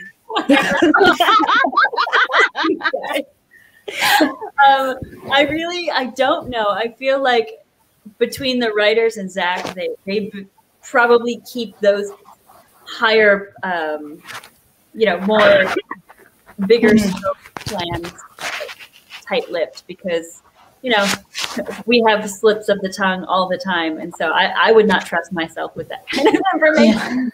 Yeah. But no, I don't know what the plan is. My own theory, I guess I haven't developed them too much because I do feel like there is an ultimate plan already. And so me hypothesizing might just, I know I probably won't be able to come up with something as cool as it actually is. So I'm going to be patient and wait for it. But I have been reading all of the theories. So if the time loop theory is proven correct, and so that means your character is not dead in a permanent way, would you come back for a sequel? Yes. Absolutely. I mean, I love Chambers as a character so much, and I love the cast so much. I obviously love working with Zach and Debbie so much. Absolutely. I really do hope that one is true, because being able to play out in that world, but you know, things happen in a different way. I think that like everyone succeeds and gets out alive, and Zach doesn't kill you for once. I actually here's the theory Or at least like. you get out of that. You get at least out of that whole zombie scene, and you get to tell on Martin that he was the culprit. That would be great. That would be. So every decision that the characters make had such dire consequences that, yeah, it would be so fun to explore. Just if a character made a single different decision. Yeah. How would it there was actually a theory though, because when you see, obviously at the beginning when the characters are all explained how it's gonna go, you see also the guy who was supposed to go in with you but doesn't. And he's in that imaginative theory, and in there you succeed, but then he leaves. And there is actually a theory out there that if he didn't leave you and he actually went with everybody inside, that's the key to the successful heist.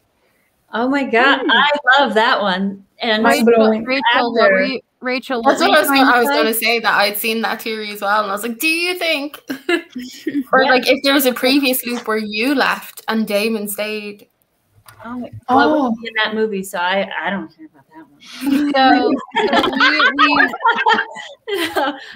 Absolutely, and that actor Colin Jones was so lovely to work with. Everyone really was lovely, but yeah, to be able to have that experience with his character in the team now would be a whole other dynamic, and it would be so fun.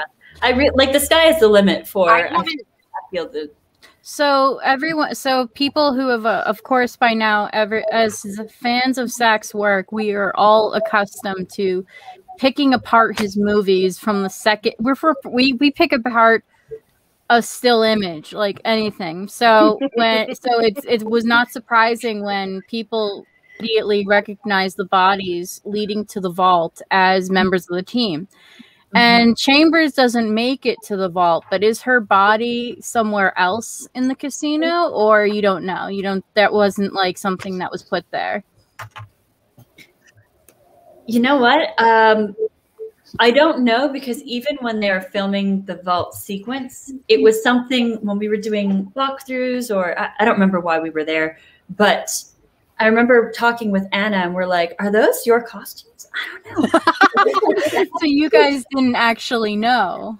No, there wasn't actually a conversation with us about that. Like I said, I think the grand scheme. That's sneaky Snyder. He's being between him and the writers. So there's a lot that I still have yet to learn, and I'm still picking apart and deciphering while watching too. Like that, we were fully on set in front of them and didn't know. We were like, we did it. Why is that? Is that just is that for a reason? Is that being sneaky? Did they just run out of clothes and they had to? No, like it was us doing that on set as well. Anytime the question is, do you think they just, and then like an Occam's razor answer of the most likely situation that would happen, it's never the answer in Zach's film. It's like the opposite of Occam's razor. If there's a reasonable like explanation for it, that's not the explanation. Yeah. It is absolutely that he planned to clothe the dead zombie bodies, dead bodies, just like you. So I would think if Chambers' body and wardrobe does exist on a zombie somewhere, it could. I wouldn't know about it. I would have to sift through and look for myself. So yeah, I feel like we need to watch it again now. Just like where is she? I know like some people in this fandom who would gladly glue their eyes to every scene to find you. Especially that you're in. Yeah. Thank you. Yeah, we know. We have a few friends who are like, I'm not going to say their names. Anyway. I could. Embarrassing because we know your boyfriend's like right over there. So we're like, he's in the other room now. No. Well, they think you're hot. They think you're really hot. I wonder though then if in the time because like, you know, she doesn't make it to the vault in the time loop that we see, or if the time loop is real. But like I wonder if in other instances she didn't blow up. So then like maybe there was a plan to have a Chambers skeleton or something, but the blowing up was pretty badass. So it was pretty happy to go out the way I did. If all of us were going to at some point, for the most part, I liked my death. Yeah. But when I first saw you die, I was mad at Zach. God damn it, man! You had to do it again. No, but that's what made it so effective. It's the first time in the movie you're just like, oh my gosh, the tension's rising. This is not going to go well. Oh, it's going to all, and then like that happens and you're like, no, yes. Because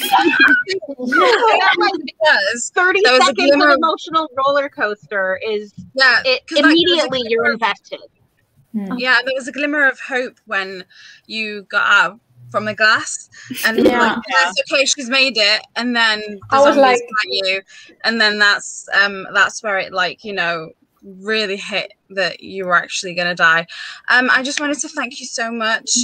You are such an amazing person in real life, and through your characters and everything. I have to go, but thank you so much, and I'm really, really looking forward to your future roles, especially hearing all of these theories. Hopefully some of these theories are true and you get to do it again, and I'm really, really looking forward to it all. So thank you so much from the bottom of our hearts, and keep rocking on. Thank you so much, girls.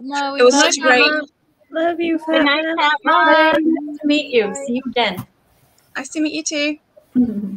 Bye. Yeah. That's Rory. That's my 3-year-old who will dress. This will be Chambers, and my son, my 5-year-old. Please take like blues. Oh gosh, that makes. She has to grow out her hair first, though. She gave herself a nice mullet. She can't tie it back. She did. Yeah, that wasn't the chosen hairstyle. It is a mullet. You're correct. It never is at that age. That's where all of our cute pictures come from, though, as adults. Where you can blame the parents on those. Even though I swear to you, I said so. She chipped a tooth to the front tooth to where it had to be pulled out. So she's missing a front tooth, and she has a mullet, as you can see so clearly right here. And I was like, God did this to make sure that she wouldn't think she's too beautiful, like so she wouldn't get too full of herself. Needed to bring her down a little. Are you stopping me? Are you going to be a makeup artist? I think you're safe as long as there's no scissors in her hands. Yeah. I get excited for those 10 years from now and being like, "Hey, why did you Rory, do that?" Rory, do you see her? Do you see her? Hi. Do you know she plays one of the Amazons? She's one of the Amazons. No, the green scissors are not for you. She literally just saw a pair of scissors and was like, "Mine." Funny. You just said it too. Speaking of children, Samantha, my question was also for you. How would you say that your experience was starting off so young when you were in the toy commercials? And I'm saying that because I have 3 teenage boys and a husband and myself who all collect toys. So how was it, as you know, being a child actor as well, being in those toy commercials? I think I got super lucky. You can't choose your parents, but I feel like my parents have always been so supportive and loving and giving, and taught me the lessons that I would have needed coming up in the industry. So I felt like it was an awesome experience. My dad was the one that was with me on all of the sets until I was 18. And he is just the life of the party because he's such a kind, funny, social butterfly kind of person that he really made the experiences. It took pressure off because my dad could carry everything, and I could just kind of go and learn and do my thing. And I kind of felt like I could still be a kid in a lot of ways. There wasn't expectations of me. I don't know what it was about the experiences, but my dad, I feel like, really held my hand in the right way through everything. And so the toy commercials were just a blast. And if anything, it funded getting to watch movies and buy as much candy as I wanted as a kid. You might be the only person I know that I've heard speak about their child, like someone who's still working in the industry, who worked in the industry as a child, who's like, I still had a childhood. My parents were directly involved. Like, Wow. Yeah, they handled everything that adults needed to handle, and I just got to go and like sometimes they would film and I'd like dance with the shaker maker, and like that's just playing. So I really just got to play, and my parents made sure that it was all going into an account where I could, you know, go to the movies or buy jeans, because that's all I really needed to buy at that age, and be able to feel the rewards of it without jeans and CDs. Yeah, physical CDs. Exactly. So it was a really fun time for me. And a fun fact about it is that one of my first stunt jobs, I flew to Vancouver and I was working with really amazing people. There's like Sam Hargrave was stunt doubling. He's a big director now. He directed the movie Extraction. Dave Leach was the second unit director and actor. He's the director of Deadpool 2 and Atomic Blonde and Hobbs and Shaw. So I was working with people. And when we wrapped that project, I was still 17, and they had the wrap party at a local like lounge, but you still had to be over 21 to get in. So I couldn't go to the wrap party, and my dad went without me. He made friends with everyone, and I feel like so many amazing people know that. Your dad was That's just awesome. Like, your dad was like, I just sit on the sets all day. I get to go drink this time. The casting director's like, should we get Sam for this new role? Yeah, we should. Sam's dad will come. Yes, get Sam. I feel like he made such an experience because he's such a lovable person that it really, I don't know, he just is a shining personality that I aspire to, and that he did the hard work of bringing joy to all the sets when I was a kid, and I could be shy, and I could be learning, and I could be however I needed to be, and it was still a good time around me. So awesome. Yeah, it's a good experience. Beautiful. Oh, what a beautiful memory. You should clip this and send it to him for Father's Day and be like, you're welcome. That's it. That's it. I'm trending. I'm #1 on Netflix, Dad. Thank you. With a big heart. That's and he'd be like, come back down to earth, please. Yeah, I love my parents. So Zion here from the chat wants to know, how did you come into the film industry, and do you have any advice for filmmakers? Future filmmakers. I came into the film industry, I guess I can't really remember when the decision was made. I was a child, though, when I knew I wanted to be doing acting and I wanted to be a part of the industry. And it was just very slow baby steps. I think it started with going to one of those showcases where you, like actor and model showcase, where you get to meet all these agents and you have to perform a monologue and a commercial and take photos, and then they based off of that, and agents may or may not want to sign you. So it was one of those like very standard actor showcases, and that was my first way of getting an agent and starting to do the toy commercials. The second part of the question again? And do you have any advice for any future filmmakers? It's funny. Shahad's like, advice.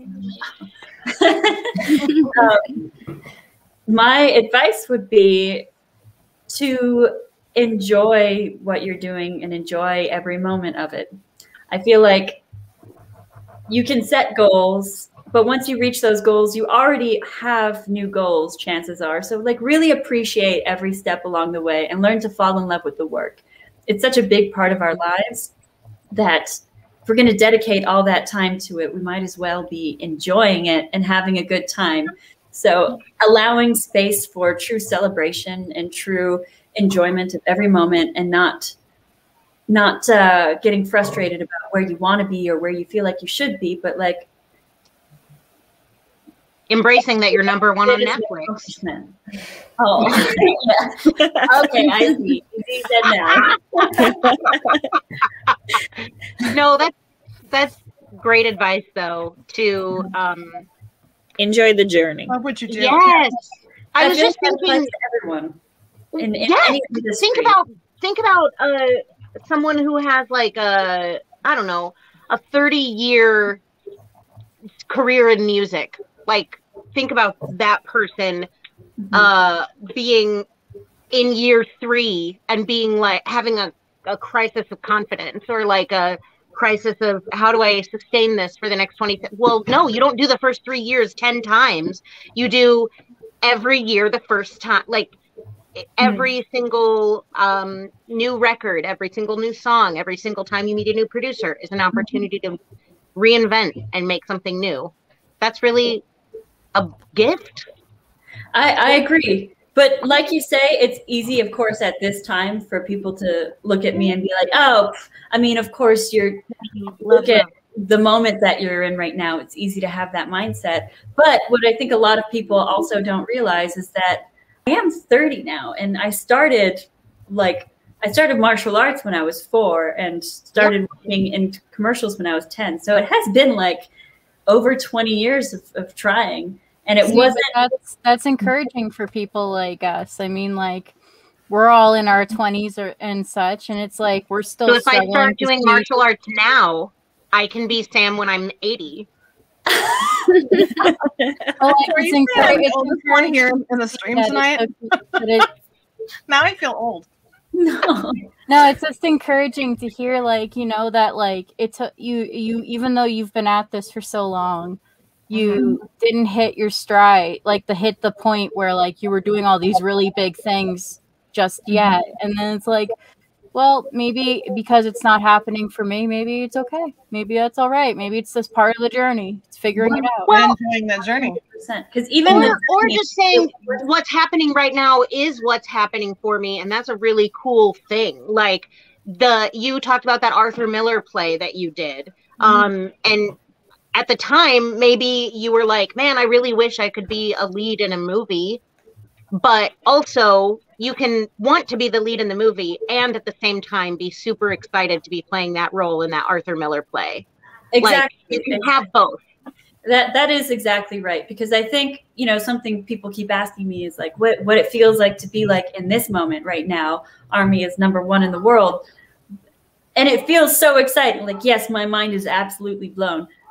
But I do feel like because it's been a slow progression, every step forward has been a step forward. So there have been lots of times prior to this that were equally exciting, even if the rest of the world isn't in on it. And that's okay. Like, you can be excited and celebrate yourself for things that no one else cares about but you, or that a smaller fraction of people care about. The scope of it really isn't that important. It's like your choice of perspective on where you're at. And so I really just want people to be happy and be able to celebrate themselves and be proud for everything. I don't think you often see people get to Yep, come here. Sorry, she just brought me the Ziploc baggie of her hair that she cut off. I'm not kidding. Can't make this up. So she likes to rub it in. She does. She does. There's like something to be said about having that attitude or being able to bring yourself into that perspective. I don't think a lot of the people who get to this moment in time where they're #1 in the world on Netflix without having the attitude of like, yes, I'm going to enjoy where I am. I'm going to appreciate where I am. And I'm still going to drive forward for something more. The cool thing about this is like, yes, this might be the first time you've ever been #1 on Netflix in the world. But there's a whole wide future full of possibilities. Like, you've got at least 50 more years before your knees give out, you know? Yeah. So there's a really good question from Ascendant Ancient. It was, how was the step from being a stunt to being a full-on actress?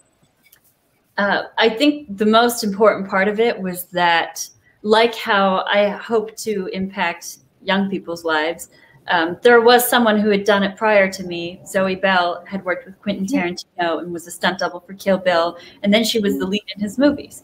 In Hateful Eight, she played Jessie. She has her own led film by him as well.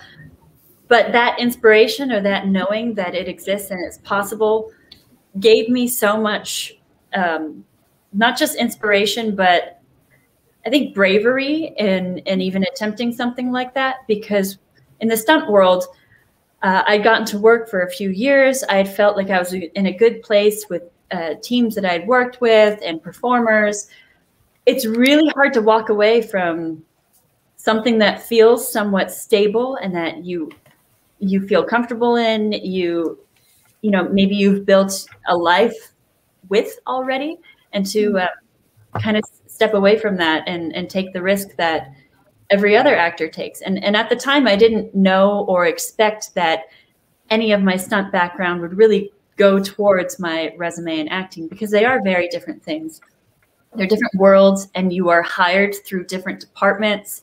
So it felt like stepping away and starting back at the beginning, and there'd be a high probability that I'd never get to work with my friends again, because they're all working on the biggest movies out there. And as an actress, starting from the beginning again, it would be really hard to get back to that place to even be on the same level of projects. So it was a big internal journey when it comes to that. And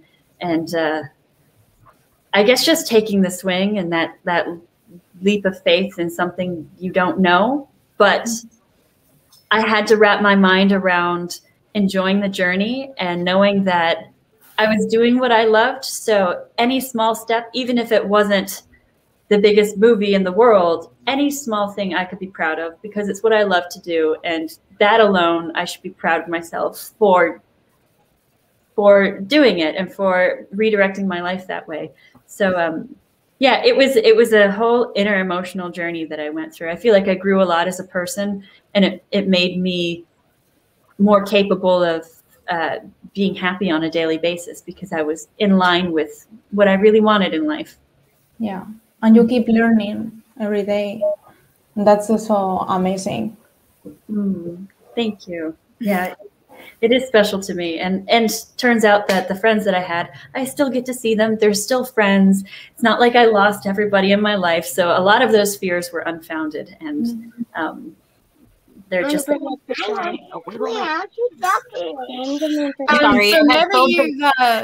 that you've been in a zombie movie, do you have a zombie survival plan if there was to ever happen here, like outside of the films? You handle it. Are you a survivor? Oh God, me as Samantha, I don't know how well I am there. All of my training is in performance martial arts, so I can make it look good, but it's not very effective. But no, I'd like to think I'd be a survivor. I feel like I'd find some way to hunker down with the things that I needed and set up safe perimeters. I would try my hardest. I would think that I would go out swinging as hard as Chambers would. So I'd give it my best. My personal plan's pretty simple. I'm gonna hunker down at Costco. Boom. There you go. That sounds like the premise for another zombie movie. I'd have to make sure it was Costco outside of my home state, New Jersey, because in New Jersey it doesn't have alcohol, and there's no way I'm making it out of the apocalypse. So. Can you imagine? It's just like a zombie apocalypse breaks out. I'm gonna be on the phone and be like, Cole, are you safe? Are you okay? I said, yeah, I'm just driving over to Pennsylvania to Costco because they have alcohol. And I ain't leaving. Well, speaking of food, then, one thing that we always bring up on League of Mayhem, Samantha, what would you say is your favorite or comfort food or food that you go to that when you come home, it's like, is it ice cream? Is it, savory foods? What would you say is either your favorite or your go-to comfort food? I do feel like it changes a lot depending on the temperature outside or like just what I'm feeling. But I guess like good gourmet mac and cheese. Nice. One of them. Yeah, that is something that I'll get intermittent cravings for. Ice cream, yes, very much. One of them. I think like he's like tea and pastries. That's your favorite. I like carby things. So like pastas, cheesy pastas. Those are the things that I'll crave when I'm at home or sick or just like wanting to indulge. That or anything sugar. Even like a sugar cube. I'm sure I'd eat a sugar cube. Yeah. We used to have at home, my grandma would always have these, and they were like sugar cubes, but they were in different shapes. So they were like hearts and stuff like that. and she had it instead of candy because once she had those, we wouldn't want candy as kids. We just wanted those sugar cubes. So Yeah. There was something about it. You make sugar look like a heart. It's just that's it. Hello, that's the sweethearts candy every Valentine's Day. It's epic and lovely. I have a question here from my my son. This is going to be Goose. Oh, hello. It's nice to say hi. Hi. Hey, Shepherd. So that lady that just waved at you, her name is Samantha, and she is a professional ninja. I'm going to be a ninja when I grow up. And you so are. I want to be a ninja when I grow up. Oh, I am so proud of you. Dude, I can't wait to see. Your mom will have to send me lots of videos of your ninja training. Yes, we just talked about that today. We can go to a ninja school. Wait, not right now. I'm gonna go pack my things then. Yeah. Not later today. It's bedtime right now, actually. Anyway. Okay. You know what, Shepherd? We have to go really soon, so what's going to happen is I'll take a video of you doing your ninja moves, and I'll send it to her. Oh, you want to show her right now? Okay, he's making space. He's making space. Stand up here. All right, I'm ready. Oh my God! Wow, you've got so much power. Nice. Yeah. Well done. Really cool. Yeah. Oh, and he jumped off. That was great. He committed. He fully committed. He was in for those few seconds. Yeah. Anyway, so he's really excited. He is the 5-year-old who we absolutely watched Justice League with. After watching it, we were like, yeah, that's fantasy and not like that's not super gory most of the time. It'll be fine, whatever. And he understands that it's pretend. The movies are pretend. But we did not he's not watching Army. And he was really upset that he didn't get to watch Army. But we were like, we know there's lots of cool people fighting bad guys in it. I'm sorry. Maybe funny that we said that because like who are the cool guys fighting who are the bad guys, you know? That is kind of true. But I think that's a wise choice for now. I mean, I loved the gore. On my brothers and I we always laugh at ourselves because we find the more violent movies to be funnier than comedy because it's like, look at that guy, he got torn apart by that gun in the beginning, or that person got smashed. Not what you admit to publicly, Cole, though. What? So how did you react when the face came, with Valentine? I was cackling. I was like I started cheering. I was literally cackling. I was just mouth ajar. I didn't know what it was gonna look like in the end, so it was just like it was so grossly awesome. Yeah, that's a good way to put it.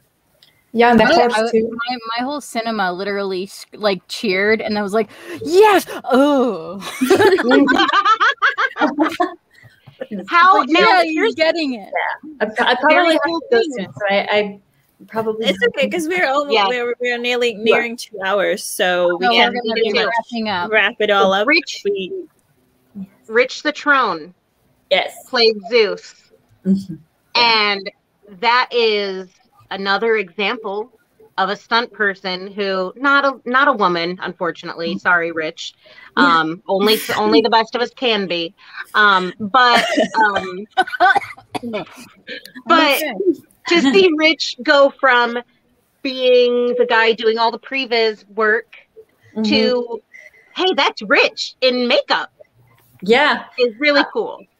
It was really cool, and even back on Sucker Punch, he played like the zombie general German, and I was in admiration from all the way back then. I was like, wow, he has such a cool career, and he's such a talented actor, and And I very much see why he's been in every single one of Zach's live action movies. He did. So that you actually just answered a question from Ascended Ancient. He was musing in the chat that if you are the only person who's been in all of Zach's films so far, but no, it's been you and Rich. And Rich has a beat. He was all the way back to Dawn of the Dead. And Eli. And Eli. Yeah. I don't know. Yeah.